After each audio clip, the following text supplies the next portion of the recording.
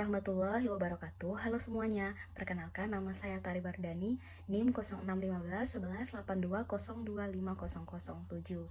Saya mahasiswa Prodi Pendidikan Masyarakat Universitas Sriwijaya angkatan 2020. Di video kali ini saya akan membahas mengenai salah satu permasalahan yang sering muncul dalam lingkungan keluarga.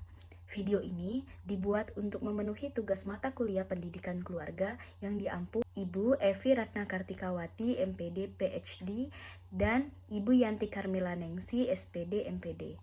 Adapun permasalahan yang saya bahas yaitu mengenai perselingkuhan yang timbul dalam keluarga. Pernikahan pada hakikatnya membangun sebuah ikatan suci, di mana ada dua pribadi yang disatukan dengan komitmen hidup bersama sepanjang masa. Setiap pasangan mendambakan hubungan yang harmonis, mendapat kehangatan dan kasih sayang yang abadi. Namun, terkadang pernikahan yang bahagia tidak terwujud karena berbagai permasalahan yang membayangi dalam dunia pernikahan. Salah satunya adalah perselingkuhan. Menurut data Komisi Nasional Perempuan tahun 2018, ada 348.446 kasus kekerasan perempuan yang ditangani dan dilaporkan selama tahun 2017. Selain itu, dari data BPS ditemukan 347.256 kasus perceraian yang terjadi pada tahun 2017 dari 1.958.394 pernikahan. Menurut Komnas Perempuan tahun 2018, faktor penyebab perceraian yang terjadi pada pernikahan salah satunya adalah berkaitan dengan perselisihan yang diakibatkan adanya gangguan pihak ketiga, atau lebih tepatnya perselingkuhan. Tidak dapat dipungkiri bahwa kehadiran orang ketiga menjadi salah satu penyebab ketidakharmonisan dan perselisihan di dalam kehidupan rumah tangga yang dapat mengakibatkan perceraian.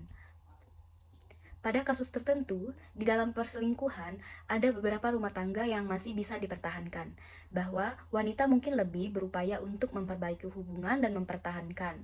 Sedangkan laki-laki lebih ada kecenderungan untuk mengakhiri sebuah hubungan, dikarenakan laki-laki berpikiran bahwa akan lebih mudah untuk mencari pengganti.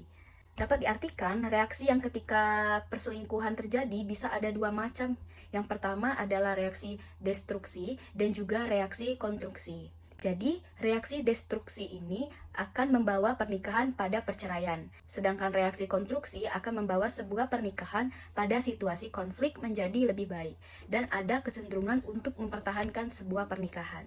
Beberapa hal yang menyebabkan masuknya orang ketiga atau perselingkuhan dalam perkawinan ini menurut Robertson Smith tahun 2007. Yang pertama adanya perasaan kesepian, yang kedua kecemasan dalam waktu transisi, misalnya ketika memiliki anak pertama, anak memasuki usia remaja, anak telah memasuki usia dewasa, dan ketika memasuki masa pensiun. Yang ketiga, harapan-harapan perkawinan yang tidak tercapai, adanya misi dari kehidupan perkawinan yang kurang realistis. Yang keempat, adanya gairah baru pada pasangan muda, sehingga menjadi semacam pelarian. Yang kelima, yaitu kebutuhan yang lebih besar akan perhatian. Yang keenam, adanya kesempatan untuk melakukan perselingkuhan, seperti kemudahan bertemu dengan lawan jenis, misalnya di tempat kerja, hotel, dan komunikasi mendukung untuk melakukan perselingkuhan. Selanjutnya yaitu kebutuhan kehidupan seksual yang tidak dapat dipenuhi dalam perkawinan. Dan yang terakhir, ketidakhadiran pasangan secara fisik maupun emosional. Dari penjelasan penyebab masuknya orang ketiga atau perselingkuhan, maka dampaknya dari perselingkuhan yaitu yang pertama, gangguan psikologis. Jadi menurut penelitian di Journal of Social and Personal Relationship, dibandingkan dengan pria, wanita cenderung mengalami stres lebih berat saat diselingkuhi. Yang kedua yaitu gangguan tidur.